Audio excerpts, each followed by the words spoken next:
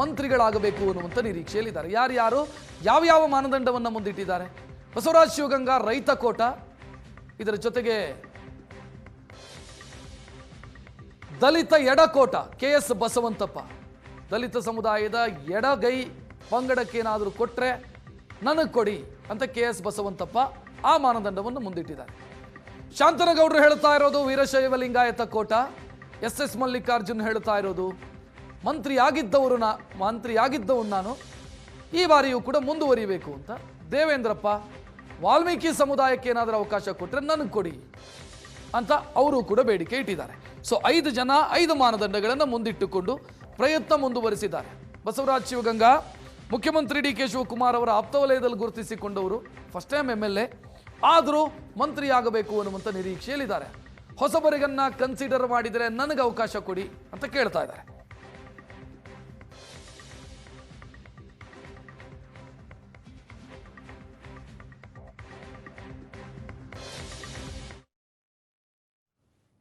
DK Shivakumar ಅವರು ಮುಖ್ಯಮಂತ್ರಿ ಆದ ನಂತರ ಆಡಳಿತದ ಸುಧಾರಣೆಗೆ ಹಲವು ಪ್ರಯತ್ನಗಳನ್ನು ಮಾಡ್ತಾ ಇದ್ದಾರೆ. ಈಗ ಮತ್ತೊಂದು ಹೆಜ್ಜೆ ಇಟ್ಟಿದ್ದಾರೆ.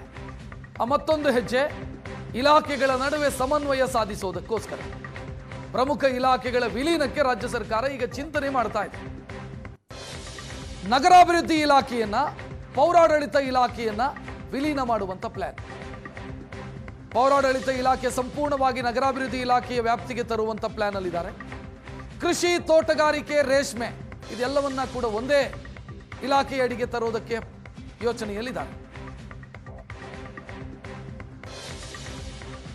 ಈಗಾಗಲೇ ಪ್ರಜಾಸೇವಾ ಇಲಾಖೆ ಅಂತ ಸೃಷ್ಟಿಸಿದ್ರು DK ಶಿವಕುಮಾರ್ ಜನರ ಕುಂದುಕೊರತೆಯನ್ನು ಆಲಿಸೋದಕ್ಕೋಸ್ಕರ. ಈಗ ಖಾತೆಗಳನ್ನು ವಿಲೀನ ಮಾಡುವಂತ ಪ್ರಯತ್ನ. ಬಿಜೆಪಿ ಸರ್ಕಾರ ಇದ್ದಾಗ ಇದೊಂದು ಪ್ರಯತ್ನ ಆಗಿತ್ತು. ವೈದ್ಯಕೀಯ ಶಿಕ್ಷಣ ಮತ್ತು ಆರೋಗ್ಯ ಇಲಾಖೆಯನ್ನು ವಿಲೀನಗೊಳಿಸಲಾಗಿತ್ತು.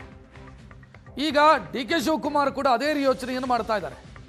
ಕೃಷಿ, ತೋಟಗಾರಿಕೆ, ರೇಷ್ಮೆ ಒಂದಕ್ಕೊಂದು ಪೂರಕವಾಗಿರೋ, ಒಂದಕ್ಕೊಂದು ಸಂಬಂಧವಾಗಿರುವಂಥ ಇಲಾಖೆಗಳು.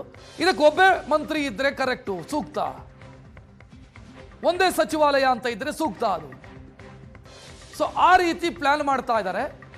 ಮುಂದಕ್ಕೆ ಈ ಬದಲಾವಣೆಗಳನ್ನು ತರಬೇಕು ಅನ್ನೋದು ಮುಖ್ಯಮಂತ್ರಿ DK ಶಿವಕುಮಾರ್ ಅವರ ಯೋಚನೆ.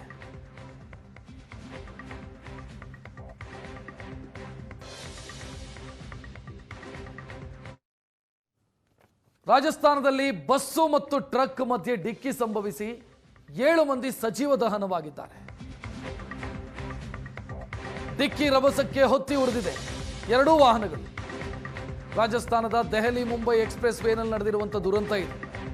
ಬಸ್ನಲ್ಲಿ 22 ಜನ ಗಾಯಗೊಂಡಿದ್ದಾರೆ. ಬಸ್ನಲ್ಲಿದ್ದವರು ಒಟ್ಟು 7 ಮಂದಿ ಸಜೀವ ದಹನ ಆಗಿರೋದು.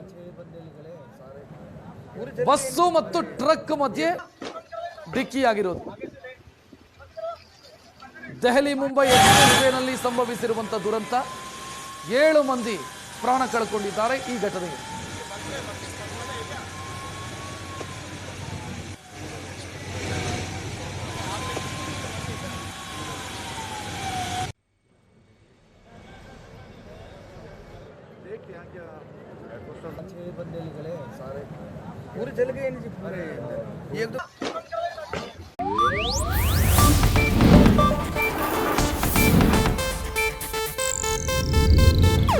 ಇದು ಏಷ್ಯಾನೆಟ್ ನ್ಯೂಸ್ ನೆಟ್ವರ್ಕ್ ಪ್ರಸ್ತುತಿ.